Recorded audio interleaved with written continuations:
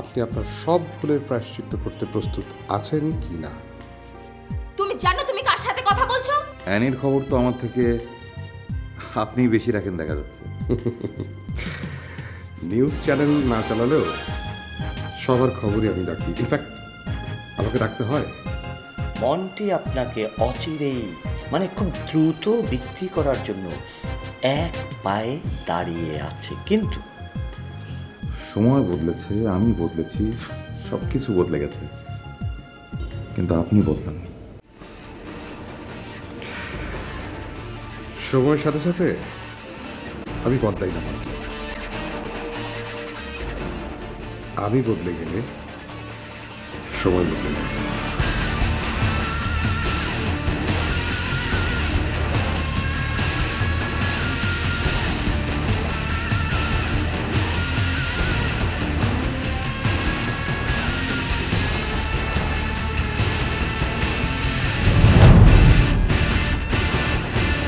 ওকে ডান,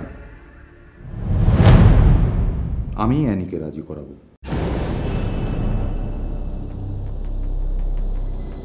কিন্তু আপনাকেও কথা দিতে হবে যে আগামীকাল নীরার চাকরিটা হয়ে যাবে।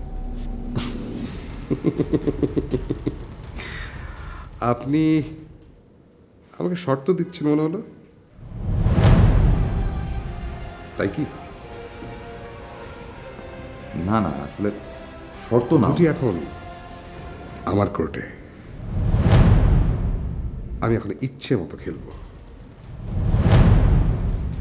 ইচ্ছে মতো নিয়ম বানাবো, নিয়ম ভাঙবো, যা ইচ্ছে থাকে। গুটি এক সময় আপনার কোর্টে ছিল, তখন আপনিও যা ইচ্ছে করেছেন, ইচ্ছে মতো খেলেছেন। এবার আমার পালা। ওকে মিস্টার শাফিন, আমি বিনীতভাবে আপনার কাছে অনুরোধ করছি যাতে আগামীকাল নীরার চাকরির ব্যবস্থাটা হয়ে যায়, আর আমি অ্যানির ব্যবস্থাটা সেটাও কালকের মধ্যেই করতে হবে, তা না হলে ডিল ক্যান্সেল।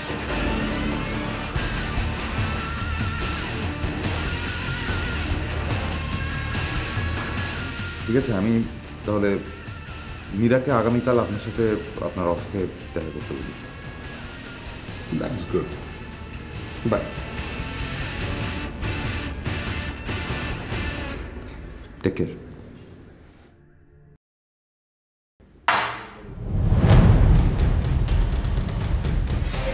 মন্টি,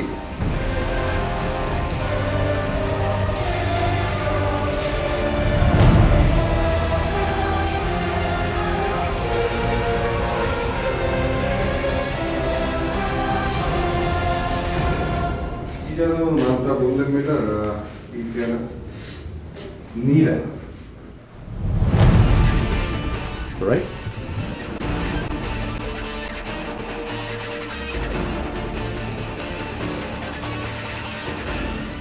নামটা শুনলে কেন জানি মনে হয় কোনো উপন্যাসের নায়িকা, তাই না? আমি মীরা। গতকাল রাত্রে আপনাকে ভূত ভেবে ভয় পেয়েছিলাম। নীরা, সেই উপন্যাসের নায়িকা নীরা।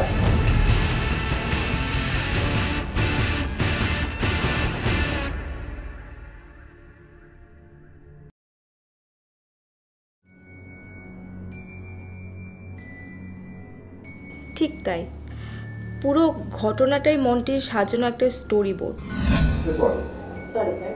আমাকে না, তুমি সরি বলো অ্যানিকে। অ্যানিকে সরি বলো এখনই আমার সামনে।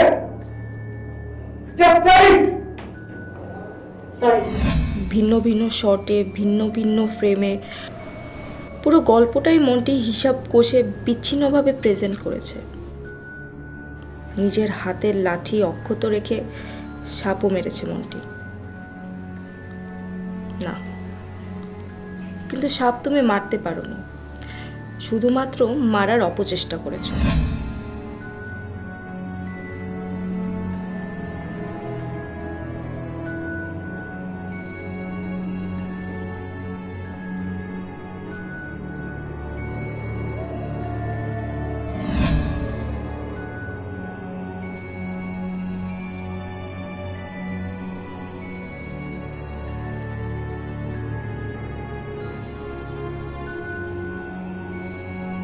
এখন সাপের ছোবলের জন্য রেডি হয়ে যাও। কিন্তু মনটি কি সত্যি আমাকে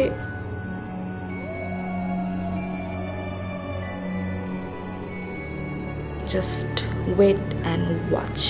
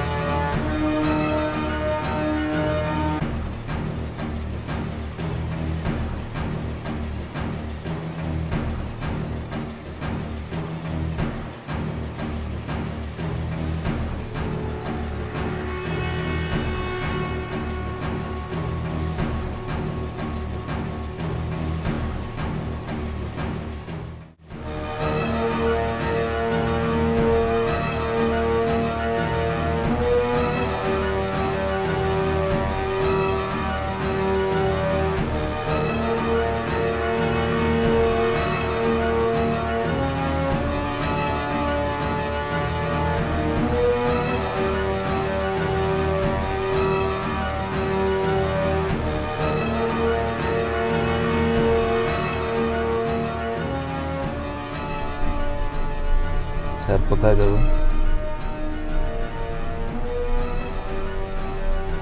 তুমি এক কাজ করো, তুমি গাড়ি নিয়ে বাসায় চলে যাও, বাসায় রেখে চাবি ম্যাডামকে দিয়ে চলে যাবে। আর যদি ম্যাডাম জিজ্ঞেস করে আমি কোথায়, বলবে অফিসে। জি স্যার।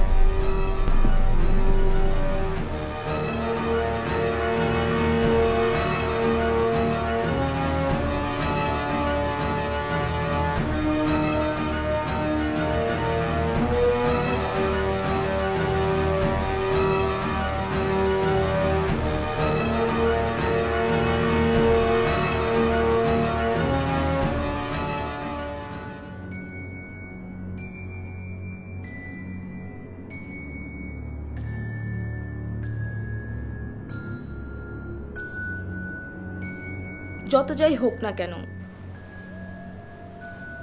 আজকের ওই ঘটনার পর মনটি একবারের জন্য হলেও তো আমার মুখোমুখি এসে দাঁড়াতে পারতো আমাকে সরি বলতে। অথচ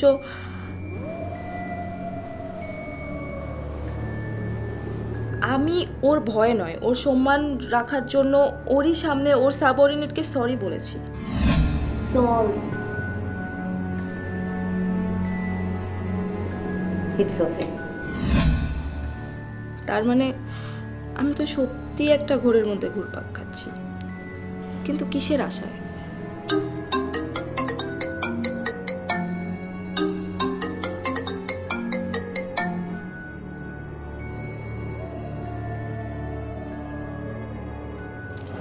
দেখুন, আপনি আমাকে আর কখনো ফোন করবেন না, কখনো না। কখনো না, কোশ্চিনকালেও না। যদি সামনাসামনি মুখোমুখি কাছাকাছি পাশাপাশি সারাক্ষণই থাকেন, ফোনের কি দরকার বলে? হ্যাঁ প্লিজ, কি বলতে চাচ্ছেন বলুন। হ্যাঁ, আমি আপনাকে শপথ করে বলছি, যদি আপনার কোনো সমস্যা না থাকে তাহলে চাই আপনাকে বিয়ে করতে চাই। হোয়াট? হ্যাঁ, বিয়ে। কি? আপনি বিয়ে কবে?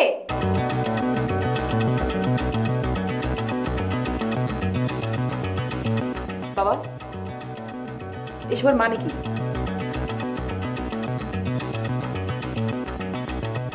মানে আবার কি? আজ হোক কাল হোক বিয়ে তো হবেই। তোর তো বয়সও হয়েছে, বিয়ের জন্য এটাই সবচেয়ে উত্তম সময়।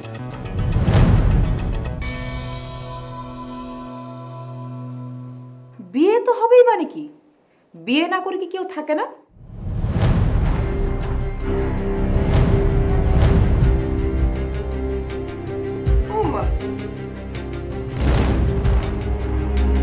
দেখো দেখি মেয়ের কথা, বিয়ে না করে আবার কোনো মানুষ থাকে নাকি?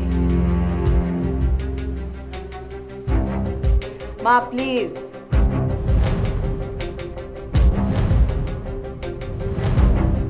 আমার বিয়ে নিয়ে তোমাদের কাউকে কোনো কিছু চিন্তা করতে হবে না।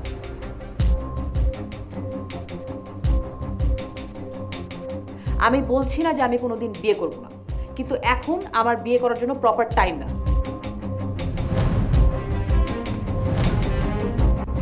আমার যেদিন বিয়ে করতে ইচ্ছা হবে আমি নিজেই তোমাদেরকে এসে বলবো যে আমার খুব বিয়ে করতে ইচ্ছে করছে, তোমরা ধরে বেঁধে আমাকে একটা বিয়ে দিয়ে দাও প্লিজ। খুশি?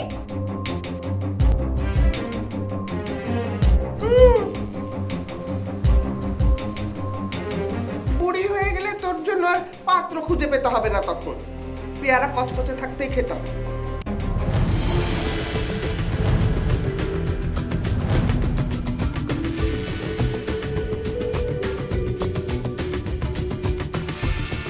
পেকে গেলে পাখিও মুখ দেয় না, কি বলো?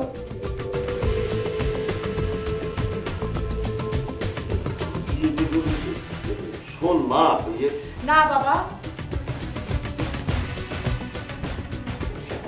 তুমি আমার কথা শোনো এবং মন দিয়ে শোনো প্লিজ। আমার পক্ষে এখন বিয়ে করা সম্ভব না। আমার ক্যারিয়ারটা মাত্র রাইজিং, এই মুহূর্তে আমি বিয়ের জন্য প্রিপেয়ার না, এটা আমার জন্য প্রপার টাইম না। প্লিজ ব্যাপারটা বোঝো বাবা। কিন্তু রাখি মা প্লিজ, সারাদিন বিভিন্ন কাজ ছেড়ে আসার পর না এসব নিয়ে আর কথা বলতে ভালো লাগছে না। কি দেখলে তো, বলেছিলাম না আমার কথাই ঠিক। তুমি আবার কখন কি বললে?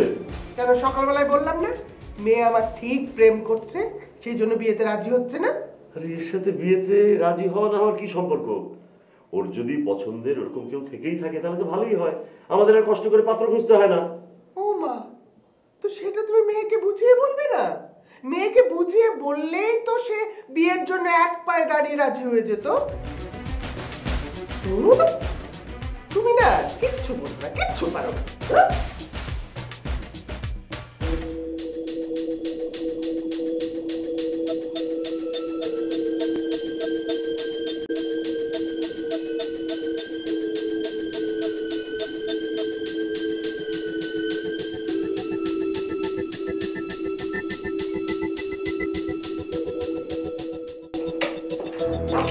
আপনি জানো আজকে কি হয়েছে?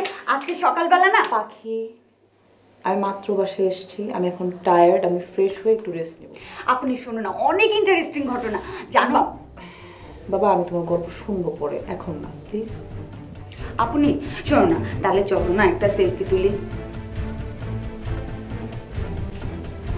আচ্ছা ঠিক আছে, দরজা লাগিয়ে যাও।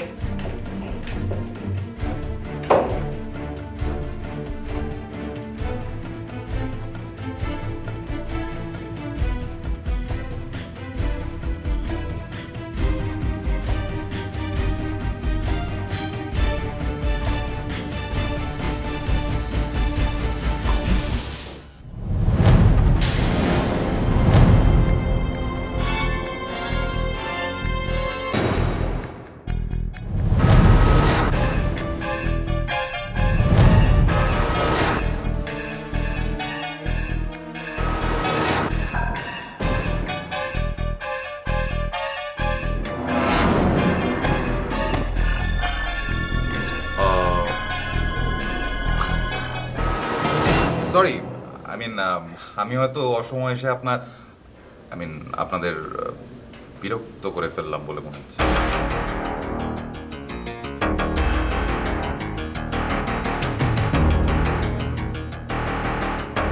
বাই দ্য ওয়ে, রাখি কেমন আছেন?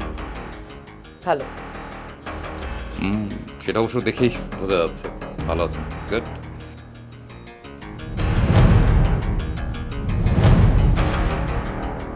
অনেকদিন পর দেখা হলো আপনার সাথে।